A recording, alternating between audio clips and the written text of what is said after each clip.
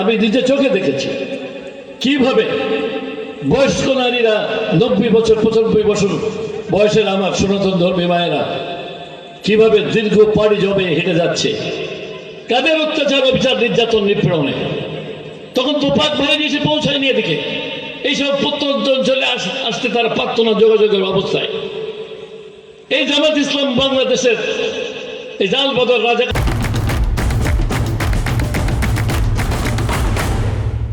রাজাকার তারা সৃষ্টি করেছিল, যুদ্ধের বিরোধিতা করেছিল বলেই তাদের অত্যাচার অবিচার নির্যাতন নিপীড়নের কারণে এই অঞ্চলের মানুষরা ঘর বাড়ি ছেড়ে চলে গিয়েছে।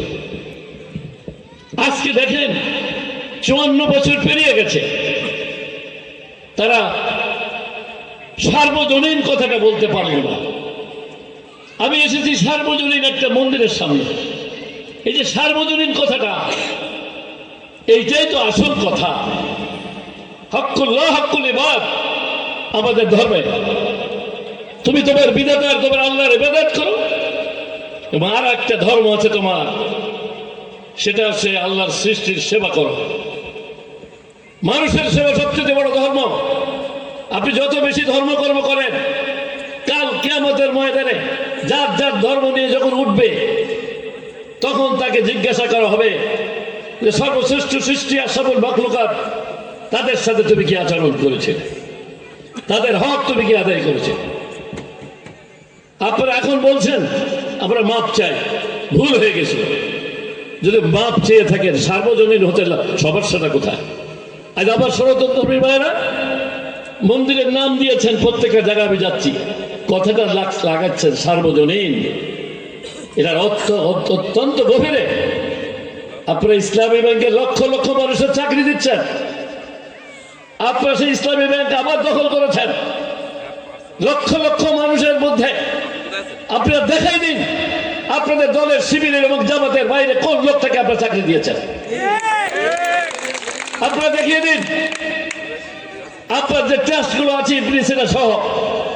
সামনে অনেক গুণীজন বসে আছে বলে আমি অবশ্যই অবশ্যই আপনার কথা এমন ভাবে বলছি, দালিলিক প্রমাণ দিই। এখানে অনেক বড় বড় কর্মকর্তা আছেন, যাদের কাছে আবার অনেক শিক্ষা লাভ করার দরকার আছে।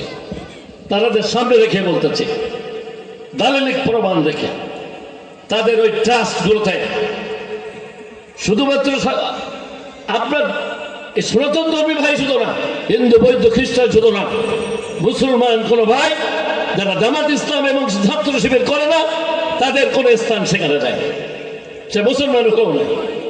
তাহলে আপনারা সার্বজনীন হতে পারেন নাই। দেশ শাসন করবেন কি করে? জাতিকে ভালোবাসবেন কি করে? দেশকে ভালোবাসবেন কি করে? কমিউনাল থেকে আপনারা বুদ্ধি উঠবেন কি করে? পারবেন না, পারবেন না।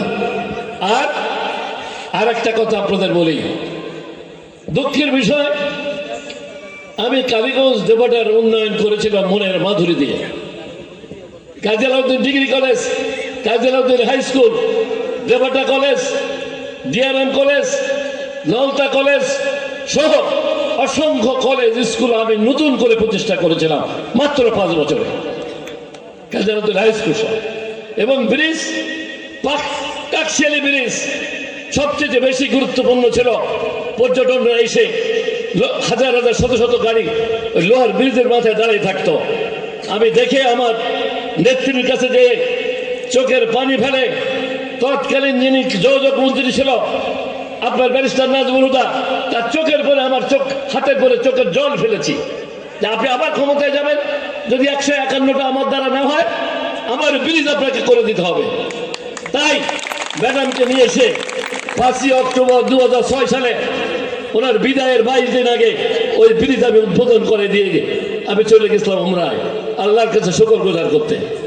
ওই খানজিয়া ব্রিজ আমি করেছি, সাকরা কোমরপুরের ব্রিজ আমি করেছি, বাসতলা ব্রিজ আমার সবজন আমার দ্বারা করা। আপনার কালীগঞ্জ থেকে আশাশুনি রাস্তা RD-25 বিদ্যমান ব্যক্তি আছে, RD-25 প্রকল্পের থেকে আমি নিয়ে এসেছিলাম। আমার শ্রদ্ধা ভজন রিয়াসাত সাহেব রহমতুল্লাহ বলছিলেন কাজী আলাউদ্দিনের সাথে দৌড়ে পারা যায় না, যাক সে করছে, আমরা উপকৃত হচ্ছি। পারুলিয়া থেকে অবদার ভেড়ির উপর দিয়ে আপনাদের এই সহজাতির মানুষরা যেখানে বেশি বাস করে সেখানে আমি ওই পারুলিয়া থেকে আসা শুনি RD 25 এর বড় রাস্তা করেছিলাম, বয়লা থেকে রাস্তা করেছিলাম, অসংখ্য